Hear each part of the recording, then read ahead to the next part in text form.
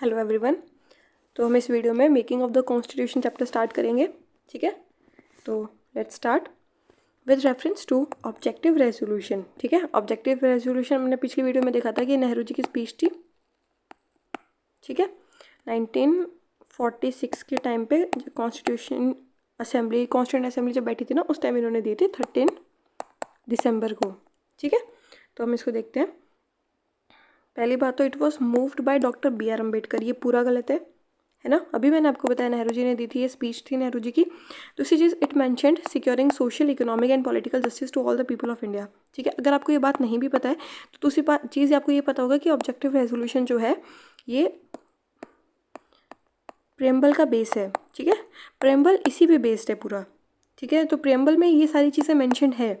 ठीक है, और ये मेंशन्ड है तो विच मीन्स कि ये इसमें भी मेंशन्ड होगा। तो ये वाला सेकंड करेक्ट है। थर्ड देखते हैं, directive principle of state policy is a modified form of it. नहीं, preamble is a modified form of it. ठीक है, अभी ऊपर मैंने आपको बताया, तो ये वाला इसमें आंसर होगा सेकेंड ओनली। ठीक है, नेक्स्ट देखते हैं, consider the following statements about constituent assembly. ठीक है, कॉन्स्टिट्यूएंट असेंबली के बारे में बताना है, तो पहले हम देख लेते हैं। The idea of a constituent assembly was first put forward in the Nehru report. ठीक है, ये कह रहा है कि पहले नेहरू रिपोर्ट में आया था। नहीं, अपन सब ये सोचते हैं कि भाई जो हुआ है फर्स्ट टाइम वो या तो इंडियन नेशनल कांग्रेस ने किया होगा या जो ये लीडर्स हैं उन्होंने किया होगा। तो बट ये नेहरू रिपोर्ट में नहीं था, और ये नेहरू रिपोर्ट जो आई थी वो जवाहरलाल नेहरू जी की नहीं थी, ये उनके फादर की रिपोर्ट थी। ठीक है, तो इसके बारे में आप हिस्ट्री में देख लेना। पर हम आगे देखते हैं। तो किस बारे में बात करते हैं हम, कॉन्स्टिट्यूएंट असेंबली का आइडिया फर्स्ट टाइम किसने दिया था। तो ये फर्स्ट टाइम जिन्होंने दिया था वो थे एम.एन. रॉय। ठीक है, और उन्होंने ये आइडिया दिया था 1934 में। तो इस चीज़ को याद रखना, ये बहुत बार रिपीट होता है, तो इस चीज़ को ध्यान रखना कि एम.एन. रॉय 1934 में इन्होंने फर्स्ट टाइम आइडिया दिया था कॉन्स्टिट्यूएंट असेंबली का। ठीक है, तो फर्स्ट इनकरेक्ट हो गया, फर्स्ट गया, सेकंड करेक्ट है ही, हमें पता लग गया। The constituent assembly was formulated under the scheme of cabinet mission plan. ये चीज़ रट लेना कि जो कॉन्स्टिट्यूएंट असेंबली है वो कब फॉर्म हुई थी, कैबिनेट मिशन प्लान में। ठीक है, इस चीज़ को ऐसे याद रखना, कॉन्स्टिट्यूएंट और कैबिनेट। ऐसे तो क्रिप्स मिशन भी होता है सी से, पर नहीं, कैबिनेट मिशन। कैबिनेट थोड़ा से डेमोक्रेसी टाइप्स फील दे रहा है ना, तो उस हिसाब से याद रखना कि ये ऐसे कनेक्टेड है। ठीक है, क्योंकि इंपॉर्टेंट है कॉन्स्टिट्यूएंट असेंबली किसके थ्रू आई थी। थर्ड देखते हैं, the constituent assembly was elected on the basis of adult franchise. गलत है, ये हम सबको पता है कि पार्शियली इलेक्टेड और पार्शियली नॉमिनेटेड बॉडी थी। ये पार्शियली इलेक्टेड थी और पार्शियली नॉमिनेटेड थी। नॉमिनेटेड कहाँ पे, प्रिंसली स्टेट्स में। ठीक है, और इलेक्टेड कहाँ पे, ये जो कॉन्स्टिट्यूएंसीज है ब्रिटिश कॉन्स्टिट्यूएंसीज वहाँ पे। तो ये, और यूनिवर्सल अडल्ट फ्रेंचाइज नहीं था इसमें। अडल्ट फ्रेंचाइज क्या होता है कि भाई जितने भी अडल्ट लोग हैं उन सबको वोटिंग के राइट्स हो, नहीं ऐसा नहीं था। पहली बात तो वोटिंग हुई नहीं थी सबकी, पार्शियल इलेक्टेड था, पार्शियली नॉमिनेटेड था, और जिनकी वोटिंग हुई थी उसमें भी सबको राइट्स नहीं थे, कुछ कुछ % ऑफ पॉपुलेशन को थे। ठीक है, तो अडल्ट फ्रेंचाइज नहीं था इस पर, ये गलत है। तो हमारे पास option A 2 only is the correct answer. Third, consider the following pairs of committees of the constituent assembly and their chairman. ठीक है, ये कमिटीज़ है और ये इनके चेयरमैन है, हमें बताना है कि इनमें से कौन सा सही है। पहले हम ऑप्शंस चेक करते हैं। All of the above option नहीं है और सिर्फ इनमें से कोई 2 सही है, दिख रहा है। तो अब हम देखते हैं, एक सेकेंड। देखो, मेरे को जो इन चीज़ों इसमें एकदम जो क्लियर पता है मैं वो बताती हूँ। देखो, मेरे को स्टीयरिंग कमेटी पता है कि डॉक्टर राजेंद्र प्रसाद की है। मैंने इसको ऐसे याद किया था, स्टीयरिंग जैसे कार से रिलेटेड है, ड्राइविंग, और तो डॉक्टर राजेंद्र प्रसाद ड्राइविंग करते हैं। ठीक है, तो उस हिसाब से मैंने इसको याद किया कि स्टीयरिंग डॉक्टर राजेंद्र प्रसाद। ठीक है, दूसरी चीज़ ये, जो मेरे को थर्ड पता है कि थर्ड इन्होंने करेक्ट मैच किया है, तो मैं इसको हटा दूंगी और इसको हटा दूंगी। अब हमें क्या पता है कि सेकेंड तो पक्का गलत है, या तो फर्स्ट सही है या फोर्थ सही है। ठीक है, देखो अब सेकेंड गलत है। अब मैं बताती हूँ इसमें, एक सेकेंड। ये जी तो union constitution committee, union powers committee, और ये जो थी स्टेट्स कमेटी। आप ये सोचोगे कि स्टेट्स कमेटी सरदार पटेल जी की होगी, क्योंकि उनको स्टैचू वो कहते हैं ना, आयरन मैन कहते हैं कि उन्होंने भाई सबको एक साथ रखा स्टेट्स को। तो आप ऐसे समझोगे कि स्टेट्स तो सरदार पटेल जी की होगी, पर ये गलत है। ये जो मैं बताती हूँ, एक सेकेंड। ये जो कॉन्स्टिट्यूशन है, पावर है और ये स्टेट्स है, इन तीनों को जवाहरलाल नेहरू जी ने अपने अंडर रखा था। ठीक है, ये तीनों ही जवाहरलाल नेहरू जी के अंडर थे। क्या क्या चीज़ें, कॉन्स्टिट्यूशन आप सोचोगे कि अम्बेडकर जी के अंडर में था, पर नहीं था। मतलब ये वाली कमेटी, पावर्स, वो तो नेहरू जी अपने पास ही रखते थे। और तीसरी चीज़ स्टेट्स, वो भी नेहरू जी ने अपने अंडर रखी थी। पटेल जी के पास नहीं था स्टेट्स, मतलब कमेटी वाला, ठीक है। तो ये तीनों ही नेहरू जी की थी, याद हो जाएगा। अब इसमें से कौन सा करेक्ट है? फर्स्ट सही है और थर्ड सही है, तो हमारा हो गया ये वाला, B is the correct answer, ठीक है।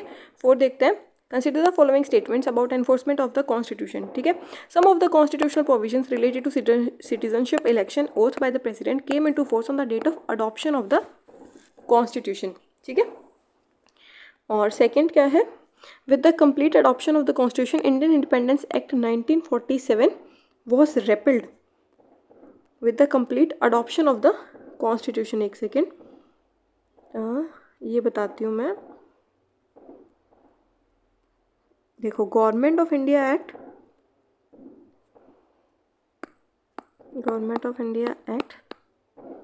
1935, ठीक है। एक ये एक्ट था और एक था ये इंडिया इंडिपेंडेंस एक्ट 1947। ये 2 एक्ट थे, ये दोनों रेपल हो गए थे जब कॉन्स्टिट्यूशन का कमेंसमेंट हुआ था, ठीक है। अडॉप्शन नहीं, अडॉप्शन देखो ये मैंने आपको पहले भी बताया था कि अडॉप्शन कब किया था हमने? 26 नवंबर को, ठीक है।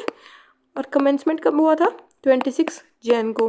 तो जब कमेंसमेंट हुआ था ना, तब ये एक्ट जो थे, तब वो इन एक्ट को रेपेल किया गया था जब कमेंसमेंट हो गया था कॉन्स्टिट्यूशन का। तो सेकंड गलत है, फर्स्ट से ये देखो यहाँ वर्ड अडॉप्शन लिखा हुआ है। और हाँ कि कुछ प्रोविजंस थे जैसे सिटीजनशिप, क्योंकि पार्टीशन हो रहा था, इलेक्शंस कंडक्ट करवाने थे, प्रेसिडेंट की ओथ, और ये कुछ चीज़ें हैं जो कि अडॉप्शन के टाइम हो गया था, मतलब 26 नवंबर के टाइम ये चीज़ें एनफोर्स कर ली गई थी। थोड़ा पहले इनको अडॉप्ट कर लिया था और कमेंसमेंट बाकी बचे हुए कॉन्स्टिट्यूशन का बाद में हुआ था, और कमेंसमेंट होते ही हमने इन दोनों एक्ट्स को रेपेल कर दिया था, ठीक है। तो इसमें होगा 1 only is the correct answer, ठीक है। नेक्स्ट देखते हैं 5th वाला, statements about first meeting of the constituent assembly, ठीक है। फर्स्ट मीटिंग हुई थी, इसे मैं यहाँ लिख देती हूँ, 9 दिसंबर 1946। नेहरू जी की स्पीच 13 दिसंबर 1946, ठीक है। फर्स्ट मीटिंग है, और फर्स्ट मीटिंग, एक सेकेंड, हाँ अब देखो, the first meeting of the constituent assembly was held before the Wavell plan was proposed by the British. अब वेवल प्लान कब दिया था इन्होंने? 1945 में दिया था। Wavell plan was given in 1945 और 1946 में फर्स्ट मीटिंग हुई थी, तो ये फर्स्ट गलत हो गया। सेकंड देखते हैं, Muslim League did not participate in the meeting. ये सही है बिल्कुल, मुस्लिम लीग ने पार्टिसिपेट नहीं किया था क्योंकि वो डिमांड कर रहे थे कि हमें सेपरेट नेशन चाहिए पाकिस्तान, ठीक है। तो ये सेकंड गलत, सेकंड सही है कि मुस्लिम लीग ने पार्टिसिपेट नहीं किया था, और ये हो गया वेवल प्लान वाला, समझ आ गया 1945 में। थर्ड देखते हैं, doctor Rajendra Prasad was elected as a temporary president of the assembly, ठीक है। कि डॉक्टर राजेंद्र प्रसाद को टेम्पररी प्रेसिडेंट बना दिया था, नहीं, उनको टेम्पररी प्रेसिडेंट नहीं बनाया था, उनको बाद में परमानेंट प्रेसिडेंट बना दिया था। उनको प्रेसिडेंट बनाया ज़रूर था, और टेम्पररी किसको बनाया था? डॉक्टर सच्चिदानंद सिन्हा, ठीक है, उनको बनाया था क्योंकि वो ओल्डेस्ट मेंबर थे असेंबली के। तो एज अ रिस्पेक्ट और ग्रेटिट्यूड आप कह सकते हो कि उनको बनाया था टेम्पररी प्रेसिडेंट। आ रही बात समझ में? तो टेम्पररी प्रेसिडेंट इनको बनाया था। आप ऐसे याद रख लेना कि एक बार बनाना होता है ना, तो अपन घर के सबसे जो बड़े बुजुर्ग होते हैं उनको ज़्यादा रिस्पेक्ट देते हैं, तो इस हिसाब से टेम्पररी की बात करो तो उनको बनाया था, परमानेंट की बात करो तो इन्हें बनाया था। तो ये गलत हो गया, तो हमारा आंसर क्या सही है? सेकेंड ओनली, मुस्लिम लीग वाला, ठीक है। ये वेवल को कैसे याद करोगे आप? देखो, कई बार क्या होता है, बच्चे कन्फ्यूज़ हो जाते हैं ना अपन इसमें, 1:45 में, 2:30 में, 1:30 में, ठीक है। तो 45 उन्हीं में से आता है कि 1:45 हुए हैं, 1:45 होता है, तो अपन ऐसे कहते हैं। तो कह देना कि इस चीज़ों पे ना बच्चे ध्यान नहीं देते, उसको वेव ऑफ कर देते हैं, हाँ मेरे को ध्यान नहीं देना, उस हिसाब से। तो ये याद कर लेना, वेवल कब आया था? 1945 में। ऐसे थोड़ा सा याद करोगे ना तो आपको याद हो जाएगा इनके ईयर्स, ठीक है। तो ये हो गया। नेक्स्ट क्वेश्चन देखते हैं, consider the following statements about constituent assembly के बारे में बताना है, ठीक है। अब ये पूछ रहा है कि the first demand from Indian National Congress for the constituent assembly was made in the Haripura session of 1938, ठीक है। इन्होंने ये नहीं बोला कि फर्स्ट डिमांड पूरी कंट्री में किसने की थी, ये नहीं पूछा है, वो तो MN रॉय जी ने की थी, ठीक है। तो ये नहीं पूछा, यहाँ क्या पूछा है? First demand Indian National Congress ने कब की थी, ठीक है। और इंडियन नेशनल कांग्रेस ने हरिपुरा सेशन में की थी क्या? इन्होंने ये चीज़ पूछी है, तो नहीं, उन्होंने कब किया था? एक सेकंड मैं यहाँ बताती हूँ। इंडियन नेशनल कांग्रेस में फर्स्ट टाइम इसकी डिमांड जून में की थी 1934 में एम एन रॉय के बाद ही फिर इनको भी लगा कि उनका आइडिया अच्छा है, तो इस हिसाब से उन्होंने कर लिया कि भाई कॉन्स्टिट्यूएंट असेंबली बननी चाहिए। और किस बेसिस पे? अडल्ट सफरेज पे, मतलब सबको राइट हो वोटिंग का, मतलब इलेक्शन के बेसिस पे, सबके इलेक्शन से जो लोग जीते वही कॉन्स्टिट्यूएंट असेंबली बनाई। ये उन्होंने डिसाइड किया था 1934 में, पर रियल में ऐसा हुआ नहीं था। उन्होंने डिसाइड ये किया था, पर कांग्रेस ने कब बोला था? 1934 में, ठीक है। तो उस टाइम हुआ था ये, 1938 वाला गलत है, ये उस टाइम नहीं हुआ था। तो ये हो गया 1934 वाला डिसाइड। उसके बाद में हम देखते हैं आगे। Gandhi ji never supported the idea of constituent assembly as he was in support of village autonomy, ठीक है। अब इस चीज़ को ध्यान देना कि गांधी जी नेवर सपोर्टेड, उन्होंने कभी सपोर्ट किया ही नहीं कॉन्स्टिट्यूएंट असेंबली को, और क्योंकि वो विलेज ऑटोनॉमी चाहते थे। अब ये वाला स्टेटमेंट बहुत ही वेग है, गांधी जी की पर्सनालिटी डाउनग्रेड हो रही है कि भाई अगर वो सपोर्ट नहीं कर रहे थे, वो इतने बड़े वो थे, लीडर थे, जिनका अपने करेंसी पे भी उनका फोटो आता है, वो इतने बड़े लीडर थे, अगर उन्होंने कॉन्स्टिट्यूएंट असेंबली को सपोर्ट नहीं किया होता तो क्या कॉन्स्टिट्यूएंट असेंबली का फॉर्मेशन हो पाता? वो इसको भी कर सकते थे कि भाई अनशन पे बैठ सकते थे कि भाई नहीं, ये नहीं आने दूंगा मैं, जस्ट बिकॉज की विलेजेस की ऑटोनॉमी जा रही है, पर नहीं हुआ ना ऐसा। उनका सपोर्ट था तभी कॉन्स्टिट्यूएंट असेंबली का फॉर्मेशन हो पाया, ठीक है। हाँ, उन्होंने हालांकि पहले गांधी जी ने बोला था कि he was not in support of it, ठीक है, पर फिर नेहरू जी ने इनको इन्फ्लुएंस किया कि नेहरू जी ने थोड़ा सा इनके आगे बोला कि भाई नहीं, ऐसी चीज़ नहीं है, ऐसे है वैसे है, तो फिर गांधी जी एग्री कर गए थे, ठीक है। अगर गांधी जी का सपोर्ट नहीं होता तो ये फॉर्म भी नहीं हो पाता। आ रही है बात समझ में? तो सेकंड वाला गलत है, फर्स्ट वाला गलत है, थर्ड वाला सही है सिर्फ, ठीक है। अब थर्ड सही वैसे हो गया, पर मैं देख लेती हूँ एक बार क्या ये। The demand of the constituent assembly was accepted in the principle in the August offer, ठीक है। ये ऐसे नहीं कह रहा है कि for the first time it was accepted और for the last time it was accepted. इसने सिर्फ इतना बोला है कि कॉन्स्टिट्यूएंट असेंबली की जो डिमांड है वो अगस्त ऑफर में इन्होंने मान ली थी, ठीक है। और ये सही भी है, अगस्त ऑफर में उन्होंने बोल दिया था कि भाई आप अपनी कॉन्स्टिट्यूएंट असेंबली बना लेना, हमको ऐसा कुछ इशू नहीं है। ये कब हुआ था? 1940 में। अगस्त ऑफर कब आया था? 1940 में। अरे बात समझ में? तो इसको ऐसे याद करना। ये हो गया थर्ड वाला। नेक्स्ट देखते हैं। Arrange the following functions performed by constituent assembly in a chronological order. ये चार चीज़ें हैं, इनको हमें क्रोनोलॉजिकल ऑर्डर में लगाना है, ठीक है। तो हम इसको देखते हैं, एक सेकेंड, बारी बारी से चारों को देखेंगे। सेवेंथ, चार चीज़ें। Adoption of national flag, adoption of objective resolution. ये मैं बताऊँ, फ्लैग और ये दोनों 1947 में हुए थे, ये भी और ये भी, ठीक है।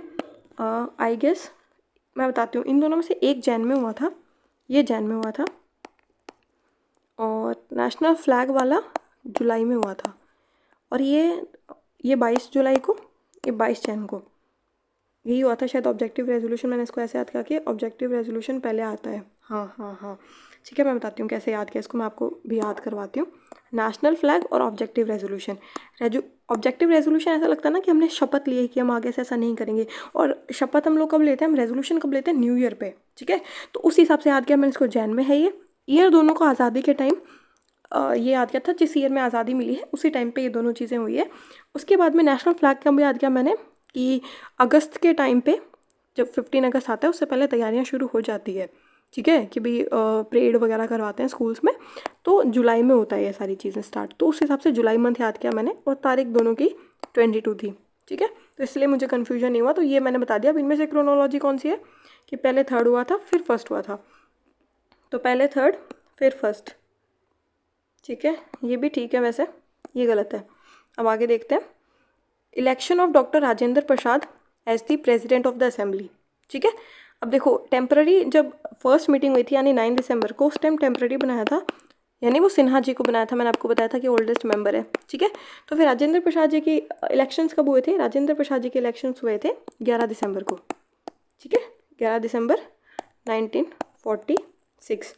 तो ये हो गया, और इसमें हम इनका डेट 1946 है ना, तो ये कब है? सबसे पहले यही हुआ है, मतलब इन दोनों से पहले, फर्स्ट और थर्ड से पहले सेकंड वाला है, सेकंड पहले आएगा, मतलब इन दोनों में बाद में आ रहा है, तो ये दोनों गए सेकंड पहले, यहाँ आ रहा है, तो ये पहले आंसर आ गया हमारा। 3 पता लगाने से फोर्थ देखते हैं फिर भी।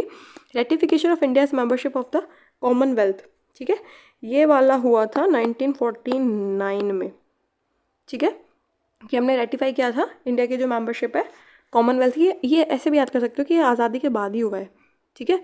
उससे पहले तो ब्रिटिशर्स का था और आज़ादी के बाद 47 में। ऑफकोर्स ये लास्ट में ही आना था, देखो तीनों में लास्ट में दिया हुआ है वैसे भी, तो फोर्थ वाला इससे डी आंसर इज तक, ठीक है। उसके बाद में consider the legislative power of constituent assembly. Constituent assembly की लेजिस्लेटिव पावर, तो the legislative powers were given by the Indian independence act 1947, ये ठीक बात है, ठीक है। एक सेकंड पहले मैं देख लूँ चारों गलत तो नहीं है, नहीं चारों मतलब सही तो नहीं है, ये नहीं है और इसमें, ठीक है, दो सही हो सकते हैं या फिर ओनली 2 भी सही हो सकता है, देखते हैं आगे। तो लेजिस्लेटिव पावर्स जो है वो किसने, इंडियन इंडिपेंडेंस एक्ट आया, देश को आज़ादी मिली, तभी कॉन्स्टिट्यूएंट असेंबली बना पाए वो लोग, ठीक है। तो ये फर्स्ट वाला ठीक है एकदम कि भाई उन्हीं से पावर आई है। सेकंड देखते हैं, the dual task of constitution making and legislation continue till the commencement of the constitution, ठीक है, कि जब तक कॉन्स्टिट्यूशन कमेंसमेंट हो रहा था तब तक डुअल टास्क कर रहे थे। अब एक बात बताओ मेरे को, कमेंसमेंट यानी 26 जन, और कॉन्स्टिट्यूशन बन कब गया था, 26 नवंबर को अडॉप्ट कर लिया था हमने, जब सारा काम 26 नवंबर को ख़त्म हो गया था, साइन वाइन सब निपटा दिया था हमने, तो फिर डुअल टास्क क्यों चल रहा था कॉन्स्टिट्यूशन मेकिंग का, फिर क्या बना रहे थे वो लोग। जब कॉन्स्टिट्यूशन 26 नवंबर को बन के तैयार हो गया, सबने साइन कर दिया, फाइनलाइज हो गया, तो आगे में 2 महीने उन्होंने क्या किया, गलत है ना ये। तो ऐसा कोई टास्क नहीं चला था, ये तभी खत्म हो गया था अडॉप्शन पे। ये वर्ड इन्होंने यहाँ गलत मेंशन किया कमेंसमेंट, या ये अडॉप्शन लिखते तो ये सेंटेंस सही होता कि अडॉप्ट करते ही उनका 2 काम खत्म, दूसरा काम खत्म हो गया था कॉन्स्टिट्यूशन मेकिंग का, अब वो सिर्फ लेजिस्लेट कर रहे थे, ठीक है। तो सेकंड गलत है। थर्ड देखते हैं, the constituent assembly continued as a provisional parliament from January 26, 1950, ठीक है, ये बात ठीक है। वही क्योंकि इलेक्शंस हुए नहीं थे और बिना इलेक्शंस के कॉन्स्टिट्यूएंट असेंबली ही एज अ पार्लियामेंट वर्क कर रही थी, प्रोविजनल पार्लियामेंट, ठीक है। और ये देखो 26 जनवरी कौन सी डेट है, कमेंसमेंट ऑफ द कॉन्स्टिट्यूशन। अरे बात समझ में, तो इसको हटाते हैं, नेक्स्ट देखते हैं। क्योंकि देखो कॉन्स्टिट्यूएंट असेंबली का जो लास्ट वर्किंग डे था ना, वो मेरे हिसाब से था 24 जन, 26 जनवरी को कमेंसमेंट हो ही गया था, तो कॉन्स्टिट्यूएंट असेंबली प्रोविजनल पार्लियामेंट की तरह वर्क कर रही थी। तो हमारा आंसर सेकंड तो गलत था ना हमारा, तो ये first and third is the correct answer. Consider the following statements about objective resolution moved in the constituent assembly. देखो सेम टॉपिक पे कितने क्वेश्चन आ रहे हैं, तो हो रहा है ना रिविजन। देखते हैं अब आगे कितने हैं, 4 ऑप्शन हैं और ऑल ऑफ द अबव है इसमें, ठीक है। अब देखो, it declared India as a sovereign socialist secular republic, ठीक है। ये ऐसे कह रहा है कि it has declared India as a sovereign socialist secular और रिपब्लिक। सोवरेन बोल सकते हैं कि सोवरेन बोला हो, एक सेकेंड, सॉवरेन मेंशन किया जा सकता है, पर सोशलिस्ट और सेकुलर ये तो खुद ही 42nd अमेंडमेंट से ऐड किया था ना हमने प्रियम्बल में, हमने तो क्या, इंदिरा गांधी जी ने, तो ये गलत है, ये नहीं था, सोशलिस्ट और सेकुलर वर्ड नहीं थे, सोवरेन था, ठीक है। अब फर्स्ट गया तो सभी गए, सेकंड और third is the correct answer. फिर भी देखते हैं आगे, it envisages to make the people of India as the source of power and authority of independent India. यही बात है, सोर्स ऑफ पावर किसको बनाया था, लोगों को, we the people of India, ठीक है, और अथॉरिटी ऑफ इंडिपेंडेंट इंडिया, सही बात है, ये इलेक्शंस हो रहे हैं, हम ही पावर के वो सोर्स हैं, ठीक है। थर्ड देखो, it envisages to provide safeguard to minorities, backward tribal areas and other backward classes. ये भी ठीक है कि भाई सेफ गार्ड प्रोवाइड कर रहा है, क्योंकि वो सोशो इकोनॉमिक पॉलिटिकल जस्टिस ये वो, तो वो सारी चीज़ें इन्हीं के वेलफेयर के लिए है, तो ये हो गया सेकेंड और थर्ड। नेक्स्ट देखते हैं, the constituent assembly was formed as per the provisions of Mountbatten plan. नहीं, ये तो आपको देखते ही समझ आना चाहिए कि तो पार्टीशन में रोल था इनका, ठीक है, इस टाइम नहीं थे ये। और कॉन्स्टिट्यूएंट असेंबली किस पे बना था, कैबिनेट असेंबली, कैबिनेट मिशन के उस पे। फर्स्ट कुछ क्वेश्चंस में देख लिया हमने तो ये, और फर्स्ट गलत है। The constituent assemblies of the dominion government had no powers to repeal the Indian independence act 1947।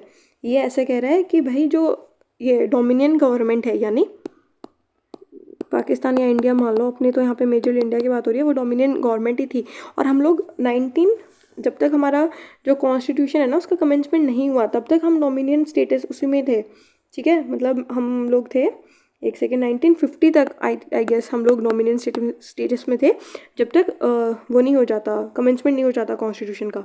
अरे बात समझ में, तो पाकिस्तान और इंडिया दोनों डोमिनियन थे और उनके पास पूरा राइट था, हैड पावर ठीक है, कि वो इसको रेपल कर पाएँ। क्यों नहीं था भाई, वो हमारा कॉन्स्टिट्यूशन बना रहे हैं और मैंने आपको बताया था कि ये रेपल हो गया था, ये रेपल हो गया था एक्ट।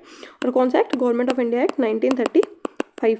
और इसमें साफ साफ लिखा था कि अगर गवर्नमेंट ऑफ इंडिया चाहे तो वो कोई भी एक्ट को, पुराने वाले एक्ट्स को रेपल हटा सकती, जो मर्जी करना चाहो, तुम आज़ाद हो। इसका ऐसा कुछ है नहीं कि उनके पास पावर नहीं है। क्यों नहीं है पावर?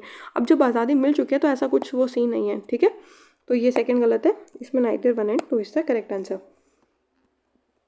अब यहाँ देखेंगे, Indian independence act 1947 made constituent assembly a fully sovereign body.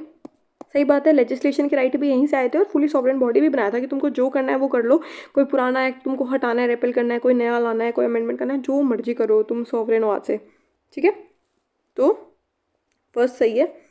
और सेकंड देखते हैं, with the commencement of the constitution of India the abolition of privy council jurisdiction act was repealed. ठीक है, ये नहीं हुआ था, ये इसका कोई वो नहीं है। गवर्नमेंट ऑफ इंडिया एक्ट हुआ था 1935 वाला, इंडियन इंडिपेंडेंस एक्ट हुआ था 1947 वाला। ये दोनों रेपल हो गए थे जैसे ही कमेंसमेंट हुआ कॉन्स्टिट्यूशन का। ये प्रीवी काउंसिल तो आगे तक ऑपरेट हुआ था, ये वाला तो आई गेस इंदिरा गांधी जी ने प्रीवी काउंसिल का कुछ वो किया था। ठीक है, इसका इससे कोई लेना देना नहीं है, प्रीवी काउंसिल का और कॉन्स्टिट्यूशन के कमेंसमेंट का कोई लेना देना नहीं है, ये गलत है। ठीक है, थर्ड देखते हैं, द कॉन्स्टिट्यूएंट असेंबली, एक सेकंड गलत हो गया ना। The Constituent Assembly enacted the preamble at the first meeting of the Assembly so that it can act as guiding principle for it। ठीक है, कॉन्स्टिट्यूएंट असेंबली ने जो प्रियम्बल है उसको फर्स्ट मीटिंग में वो कर दिया था, अनेक्ट कर दिया था, ताकि ये एज ए गाइडिंग प्रिंसिपल बन पाए। नहीं, ये लास्ट में ऐड है, अभी भी कॉन्स्टिट्यूशन के प्रियम्बल लास्ट में ऐड किया गया है। ठीक है, ताकि वो एक इंश्योर कर सके या कन्फर्मिटी रह सके कॉन्स्टिट्यूशन के साथ इसकी प्रियम्बल की। ठीक है, तो कन्फर्मिटी विद द कॉन्स्टिट्यूशन। अरे बात समझ में, तो एंड में है ये प्रियम्बल, स्टार्टिंग में नहीं है। तो ये हो गया 1 only is the correct answer. Next देखते हैं, consider the following statement regarding the composition of the constituent assembly. ठीक है, the constituent assembly was constituted in November 1946 under the cabinet mission plan. ठीक है, ये कैबिनेट मिशन प्लान वाला तो ठीक है। एक सेकेंड, ऑप्शन देखो, मैं all of the above option में है। आप देखो देखो कैबिनेट मिशन प्लान के अंडर बनी थी और कैबिनेट नवंबर में, जब फर्स्ट मीटिंग कब हुई थी? दिसंबर में, तो बनी नवंबर में ही है। ये फर्स्ट वाला सही है। आगे देखते हैं, एक second. The temporary president of the constituent assembly was Sardar Vallabh bhai Patel. ऊपर मैं बता चुकी हूँ कौन थे, डॉक्टर सच्चिदानंद सिन्हा। अरे बात समझ में, तो ये गलत है, सेकेंड गया, 1 only is the correct answer। फिर भी out of total 389 seats of the constituent assembly 290 seats were allotted to princely states and 93 to British India. ध्यान से देखना, 296 प्रिंसली स्टेट्स को और 93 ब्रिटिश इंडिया को। अब आप मुझे ये बताओ कि ये टेरिटरी के बेसिस पे हुआ था, और आपको पता है कि ब्रिटिश इंडिया की टेरिटरी ज़्यादा थी प्रिंसली स्टेट्स के कंपैरिजन में, तो सीट्स किसकी ज़्यादा होगी? ऑफकोर्स सी बात है कि ब्रिटिश इंडिया की होगी। और ये इन्होंने नंबर्स चेंज कर दिए हैं, ये 296 ब्रिटिश इंडिया का था और 93 प्रिंसली स्टेट्स का था। अरे बात समझ में, तो इन्होंने इंटरचेंज कर दिया, तो ये भी कर देते हैं, थोड़ा सा ध्यान रखना पड़ेगा। उसके बाद में नेक्स्ट देखते हैं, Mahatma Gandhi and Mohammad Ali Jinnah were the members of the constituent assembly. नहीं, ये दोनों, पहली बात तो मुस्लिम लीग ने पार्टिसिपेट ही नहीं किया था, तो जिन्ना जी वैसे गए, और महात्मा गांधी जी ने भी पार्टिसिपेट नहीं किया था। वो किसी भी पॉलिटिकल लीडर या पॉलिटिकल पार्टी या उस हिसाब से वो इलेक्शंस में नहीं आना चाहते थे, मतलब वो पॉलिटिक्स से दूर रहना चाह रहे थे। ठीक है, इंडिपेंडेंस के टाइम पे भी आपको ने देखा होगा, उनको कोई पोस्ट ऐसा नहीं दिया गया था, उन्होंने लिया ही नहीं था, वो नहीं आना चाहते थे इस चीज़ में। तो ये हो गया, तो ये दोनों ही नहीं थे मेंबर्स कॉन्स्टिट्यूएंट असेंबली के। ठीक है, दूसरी चीज़ ये कि assembly comprised representative of all the sections of Indian society. हाँ, ये था, ये Hindu, Muslim, Sikh, Parsis, Anglo Indian, Indian Christians, SC STs including women of all these sections. ठीक है, और ये पॉजिटिव स्टेटमेंट है और एक अप्रिशिएटिंग स्टेटमेंट है। ठीक है, ये पॉजिटिव भी है और अप्रिशिएटिंग भी है कि भाई हमारे यहाँ से हर तरह के, मतलब जो जितने भी लोग हैं। पहले आगे और कोई सेंटेंस है? नहीं, आगे नहीं है और सेंटेंस। तो देखो, ये हमारे लिए एज अ प्राउड की बात है कि हमारी जो कॉन्स्टिट्यूएंट असेंबली थी उसमें इंडियन सोसाइटी के सारे सेक्शंस, देखो उसने ये नहीं लिखा है all sections of the world, हो सकता है वर्ल्ड में और किसी टाइप के लोग रहते हैं और किसी कास्ट या कल्चर के लोग रहते हैं, बट इंडियन सोसाइटी के सारे सेक्शन यहाँ मौजूद है और आपने देखा भी है। ये एक पॉजिटिव सेंस है। और अपन इस बात को अगर क्रॉस करते हैं ना कि भाई नहीं ऐसा नहीं था, वुमेन तो नहीं हो सकती थी सारे सेक्शंस की, वो अगर हम डिनाई करेंगे तो हम इसी की वैल्यू उस पर उंगली उठा रहे हैं कि भाई नहीं भाई आपकी तो सबको इक्वल राइट नहीं मिले हैं। कॉन्स्टिट्यूएंट असेंबली के अपन नेगेटिव पॉइंट्स काउंट करवा रहे हैं, ठीक है, एक तरह से। तो ये वाला सही है, थे ये। और वुमेन्स भी थी सारे सेक्शन की, जैसे सरोजिनी नायडू, ठीक है, ऐसे करके बहुत सारी लेडीज़ है। एनी बेसेंट, तो मतलब एनी बेसेंट नहीं थे शायद, याद नहीं, पर सरोजिनी नायडू जी थे। तो मतलब आप ऐसे याद कर लो, इतनी सारी फ्रीडम फाइटर्स थी तो बहुत सारी इसमें होंगी। तो ये वाला ठीक है, सेकेंड ठीक है, फर्स्ट गलत है। Two only is the correct answer. What was the final procedure followed for adoption of the constitution of India? Final procedure कौन सा था? It was submitted to the people of India for ratification. लोगों को submit किया था? नहीं, ऐसा नहीं हुआ था। It was submitted to the governor general for his assent. क्यों करेंगे भाई उनको, हम सॉवरेन हैं, गवर्नर जनरल से हमको कोई लेना देना नहीं है। फिर it was adopted when the इंटीरियम government approved it. ऐसा हुआ था कि पहले इंटीरियम गवर्नमेंट बनेगी फिर वो उसको अप्रूव करेगी? नहीं, ये भी नहीं है। It was adopted when it receive the signature of the president and members of the constituent assembly. ये ठीक है, सिग्नेचर मिलते ही ये हो गया था अडॉप्टेड, ठीक है। उसके बाद में अगस्त ऑफर के बारे में पूछा, मैंने आपको बताया था अगस्त ऑफर कब था, 1940 में आया था, ठीक है। अब देखो, along with the dominion status it promise to form a representative Indian body after the war to frame a constitution of for India, ठीक है। ये सही है कि गलत है? बताओ नहीं, मतलब सोचो मन में कि ये सही हो सकता है, पहले इसको देखना। डोमिनियन स्टेटस बोला था इन्होंने 1940 तक, तो यही कह रहे थे कि डोमिनियन स्टेटस दे देंगे हम आपको। और प्रॉमिस किया था कि भाई देखो, जब तक क्रिप्स मिशन आया था ना 1943 में या 42 में, जब क्रिप्स मिशन आया था उस तक में यही बोला था कि भाई डोमिनियन स्टेटस दे देंगे, या किसी को हमें मिलना तो मिल जाओ, ये वो करके।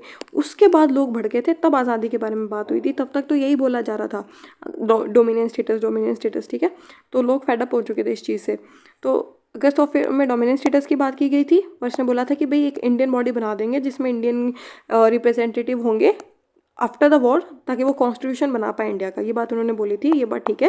उन्होंने ऑफर दिया था कि अभी आप शांत हो जाओ, अभी हम वर्ल्ड वॉर सेकेंड का टाइम था उस टाइम, कि अभी वॉर चल रही है, अभी आप शांत हो जाओ और आप कॉन्स्टिट्यूशन बना लेना वॉर के बाद में, ठीक है। तो फर्स्ट वाला ऑप्शन ठीक है। उसके बाद में Indian National Congress rejected the offer as it demanded complete freedom. से ये सही बात है। इसको रिजेक्ट क्यों कर दिया था? क्योंकि इसमें डोमिनियन स्टेटस था और इंडियन नेशनल कांग्रेस क्या डिमांड कर रही थी? Complete independence. तो ये भी ठीक है, इसमें है हमारा both 1 and 2 is the correct answer. Next देखते हैं, which of the following were a part of Cripps proposal. मैंने आपको बताया था क्रिप्स मिशन वाला कि भाई क्रिप्स मिशन तक ये लोग यही कह रहे थे कि भाई आप डोमिनियन स्टेटस ले लो, ये वो। ये आया था 1940 में, अगस्त ऑफर 41 42, ठीक है। क्रिप्स मिशन आया था 42। आप ऐसे इसको ऐसे याद करना, क्रिप्स और चिप्स सेम सेम लग रहा है। लास्ट में जब ब्रिटिशर्स चिप्स देना चाह रहे थे तो हमने बहुत ऐसे वो कर दिया था, तो 1942 ऐसे याद रखना, ठीक है। क्रिप्स को चिप्स से ऐसे करके थोड़ा कनेक्ट कर लेना। अब देखो, इसमें ऑल ऑफ द ऑप्शन है और 3 सेंटेंस है, ठीक है। ध्यान से देखेंगे। Setting up of an Indian dominion, ठीक है, इसी की बात की थी इसमें भी। फिर लोग भड़क गए थे कि भाई अभी तक डोमिनियन कर रहे हो, हम लोग आज़ादी मांग रहे हैं, डोमिनियन कर रहे हैं। तो ये फर्स्ट सही है। तो चीज़ transfer of power and rights of minorities would be safeguarded by negotiation between the constituent assembly and the British government. ये बात ठीक है। देखो, माइनॉरिटीज़ की बात यहाँ पे मुस्लिम कम्युनिटी की बात कर रहे हैं और भी जो दूसरी माइनॉरिटीज़ है, जैसे एंग्लो इंडियन क्रिश्चियंस ये वो, तो उन सब लोगों के जो माइनॉरिटीज़ है, इनके अकॉर्डिंग ये था कि माइनॉरिटीज़ की बात ब्रिटिश गवर्नमेंट के साथ मिलकर होगी, ताकि दूसरे जो माइनॉरिटीज़ के लोग हैं वो नहीं भड़क जाए, ठीक है, उस बेसिस पे। तो ये बात कॉन्स्टिट्यूएंट असेंबली और ब्रिटिशर गवर्नमेंट मिलकर करेगी, इन्होंने ये डिसाइड किया था। तो ये भी ठीक है, सेकंड भी ठीक है, फर्स्ट और सेकंड दोनों ठीक है। तो ये हट गया, ये हट गया। थर्ड देखते हैं, this assembly would have only elected members. ऐसा है, इस असेंबली में सिर्फ इलेक्टेड मेंबर्स ही, ऐसा इन्होंने बोला था? नहीं, ऐसा नहीं बोला था। अगर सिर्फ इलेक्टेड मेंबर्स होते तो फिर ये अपने वाले लोगों को कैसे लाते इसके अंदर, ठीक है। तो ये थर्ड वाला गलत है, इलेक्टेड मेंबर्स नहीं होंगे, पार्शली नॉमिनेटेड होगा, पार्शली इलेक्टेड होगा। तो फर्स्ट एंड सेकंड ये गलत है, ठीक है। नेक्स्ट देखते हैं 17, 3 ऑप्शन है वही, और इसमें हम देखेंगे doctor Sachchidanand Sinha was elected as the provisional president of the constituent assembly. ये बात ठीक है। उनको प्रोविजनल प्रेसिडेंट बनाया था, यानी टेम्पररी प्रेसिडेंट बनाया था कब? 9 दिसंबर 1946 को, क्योंकि वो ओल्डेस्ट मेंबर थे असेंबली के। As a gratitude to show respect तो इसलिए उनको बना दिया था 9 दिसंबर 1946 को प्रोविजनल प्रेसिडेंट। इसके बाद में 11 दिसंबर 1946 को doctor Rajendra Prasad and BN Rao was elected as president and vice president. ये नहीं है, ये एक ही सेंटेंस है, 2 ही सेंटेंस है इसमें, थर्ड वाला नहीं है। ऑफ द कॉन्स्टिट्यूएंट असेंबली, देखो ये ठीक है, डॉक्टर राजेंद्र प्रसाद को प्रेसिडेंट बनाया था, ये बात बिल्कुल ठीक है 11 दिसंबर 1946 को, पर BN राव को वाइस प्रेसिडेंट बनाया था, ये बात गलत है। ठीक है, BN राव को वाइस प्रेसिडेंट नहीं बनाया था, एक सेकेंड, BN राव को कॉन्स्टिट्यूएंट एडवाइज़र बनाया था। ठीक है, BN राव को एडवाइज़र बनाया था। इसको ऐसे याद रखना कि BN राव ने सब फर्स्ट टाइम ऐसा बोला था कि कॉन्स्टिट्यूएंट असेंबली बनाएंगे, उनका इतना अच्छा माइंडसेट है तो उनको एडवाइज़र बना दिया कि भाई इनसे हम एडवाइस लेंगे। एज एन एग्जाम्पल बता रही हूँ याद करने के लिए। तो वाइस प्रेसिडेंट फिर किसको बनाया था, अगर इनको नहीं बनाया था तो वाइस प्रेसिडेंट इन्होंने बनाया था HC मुखर्जी को। ठीक है, इसको ऐसे याद रखना है। टेम्पररी प्रेसिडेंट सोनाक्षी सिन्हा की फैमिली में से किसी को, सिन्हा है ना इसलिए, मेरे को नहीं पता ये पर्सनली रिलेटेड है कि नहीं है, पर वैसे याद करने के लिए। और वाइस प्रेसिडेंट किसको बनाया था, रानी मुखर्जी के फैमिली में से किसी को। इस हिसाब से थोड़ा कनेक्ट रहना, याद हो जाएगा। तो इसमें हमारा क्या था, सेकेंड गलत है ना और फर्स्ट सही था, तो 1 only is the correct answer.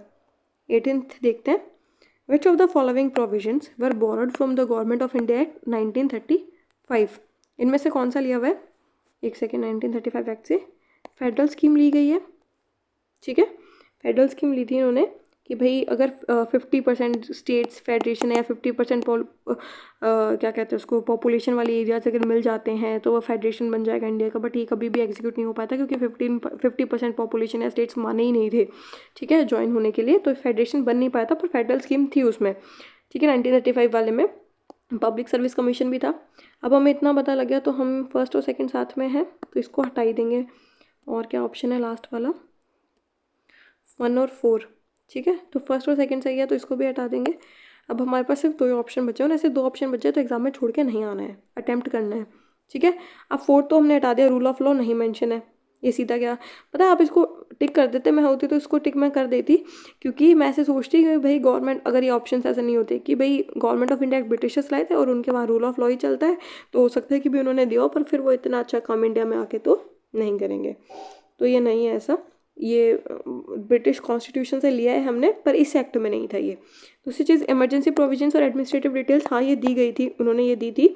और ये क्यों दी थी मैं बताती हूँ। इन्होंने ऐसे बोला था कि अगर कोई इमरजेंसी का कुछ आ जाता है तो जो लेफ्टिनेंट जनरल है या जो गवर्नर है ना, सारी की सारी पावर्स उसी के पास शिफ्ट हो जाएगी। जो एक ब्रिटिशर्स का अपॉइंटेड मेंबर होगा तो उसी के पास सारी पावर्स चली जाएगी, वो अपने हाथ में पावर रखना चाह रहे थे।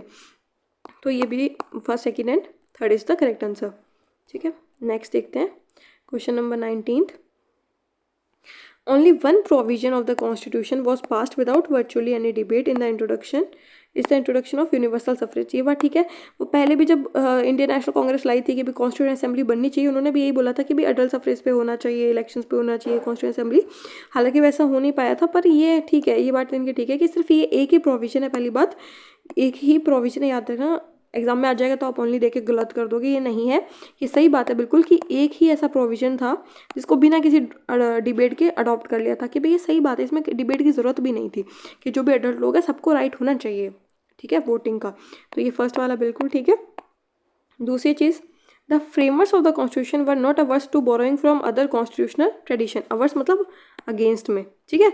तो कॉन्स्टिट्यूशन मेकर्स जो थे या जो फ्रेमर्स थे वो नहीं थे, उनको बिल्कुल ऐसा कोई गिल्ट नहीं था कि हम दूसरे नेशन से क्यों बोरो कर रहे हैं। वो मतलब वो उस बारे में बहुत सपोर्ट कर रहे थे कि दूसरों के एक्सपेरिमेंट को, उनके ट्रायल को हम लोग ले रहे हैं, क्योंकि उनके बेस्ट प्रैक्टिसेस चूज़ किए हमने। दूसरे किसी एक का पूरा कॉन्स्टिट्यूशन हमने कॉपी नहीं मारा है, सिर्फ बेस्ट प्रैक्टिसेस थी ना उनकी, जो हमें लगी कि हमारे नेशन को सूट कर सकती है, वो हमने अडॉप्ट की, और ये इसमें कोई बुराई नहीं है, ठीक है। तो both 1 and 2 is the correct answer.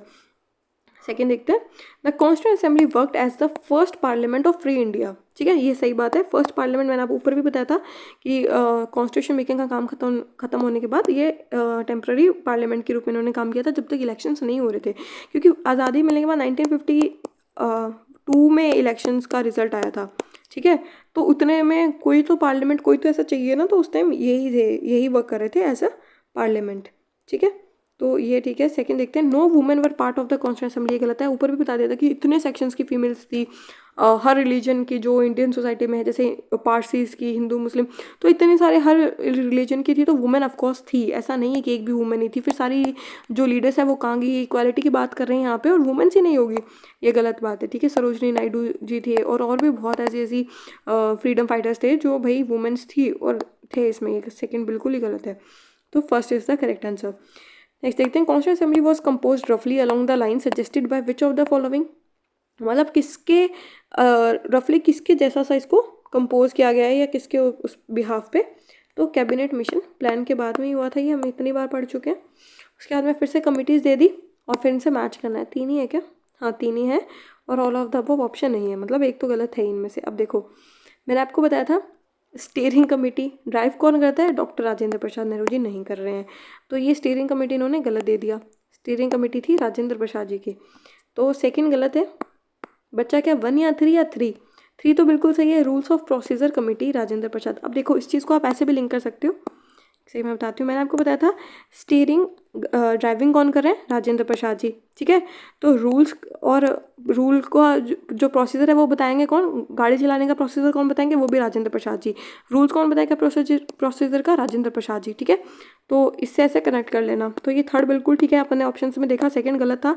अब स्टेट कमेटी सरदार पटेल की अपन टिक कर देंगे कि स्टेट्स का काम सरदार पटेल जी ने किया था, पर नहीं, हमने ऊपर देखा था कि कॉन्स्टिट्यूशन पावर और स्टेट्स इनका तो कौन है, जवाहरलाल नेहरू, तीनों के, ठीक है। तो फर्स्ट गया, तो हमारा ऑप्शन कौन सा है, third only is the correct answer, D, ठीक है।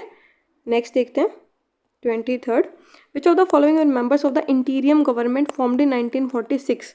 तो इनमें से कौन कौन से उसके मेंबर थे, जवाहरलाल नेहरू जी थे, डॉक्टर राजेंद्र प्रसाद जी थे, ठीक है।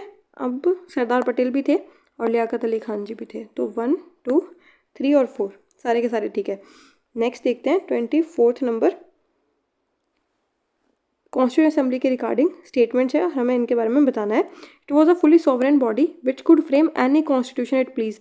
सही बात है, वही बनाने वाले थे, उनको कोई रोकने वाला नहीं था कि वही है सॉवरेन बॉडी, पर उनमें इतना सेंस था कि उनको अच्छे ही बनाना है। और it became the first parliament of India. Both 1 and 2 is the correct answer, ठीक है। Now we are done with this chapter और ये नेक्स्ट वीडियो में करेंगे।